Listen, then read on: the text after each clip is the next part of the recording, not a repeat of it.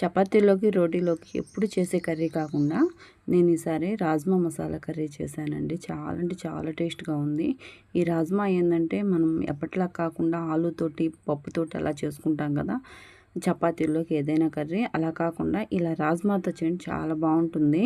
ఈ రాజ్మాలో వచ్చేసి మనకి షుగర్, బీపీ, ఎలాంటి సమస్యలైనా ఆల్మోస్ట్ ఆరోగ్య సమస్యలన్నీ రాజ్మా తింటే మనకు కొంచెం రికవరీ అయ్యే అవకాశాలు ఉంటాయి.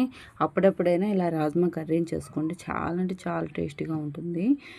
నేనైతే చేశాను, చాలా బాగుంది. మనకి ఈ రోటీల్లోకి ఇంకొక రోటీ ఎక్స్ట్రా తినాలనిపించింది ఈ కర్రీతోటి, అంత బాగుంటుంది. మీరు కూడా ఈ వీడియో చూసి ఒకసారి ట్రై చేయండి. మన ఛానల్ని సబ్స్క్రైబ్ చేసుకొని వాళ్ళు ఎవరైనా ఉంటే ఛానల్ని సబ్స్క్రైబ్ చేసుకోండి. వీడియోకి ఒక లైక్ కూడా చేయండి. ఇలా నేను రాజ్మా కర్రీని సింపుల్గా చేసేసాను, ఎక్కువ మసాలా లేకుండా, అలాగే మంచి టేస్ట్ తోటి చాలా బాగా వచ్చిందండి. మీరు కూడా ట్రై చేయండి. ముందుగా మనం రాజ్మాని ఒక పూట అంతా నానబెట్టుకోవాలి. మనకు అప్పటికప్పుడైతే రాజ్మా ఉడకదు. కనీసం ఒక పూట ఉదయం చేసుకోవాలనుకుంటే నైట్ నానబెట్టుకోండి, నైట్ చేసుకోవాలంటే ఉదయం వరకు నానబెట్టుకొని మనకు కుక్కర్లో వేసుకొని ఒక 5-6 విజిల్స్ వచ్చే వరకు బాగా ఉడికించుకోవాలి. అప్పుడైతే నీ రాజ్మా బాగా ఉడుకుతుంది.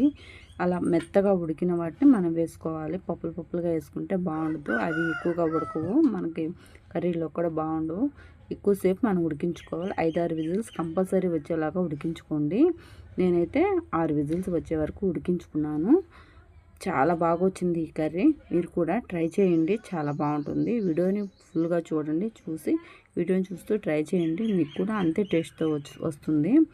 ముందుగా నేను దీంట్లోకి బిర్యానీ మసాలా అలాంటివి ఏమీ లేదు, ఒక బిర్యానీ ఆకు మాత్రమే వేసాను. చాలా బాగుంది. వీడియో నచ్చితే లైక్ చేయండి. Thank you.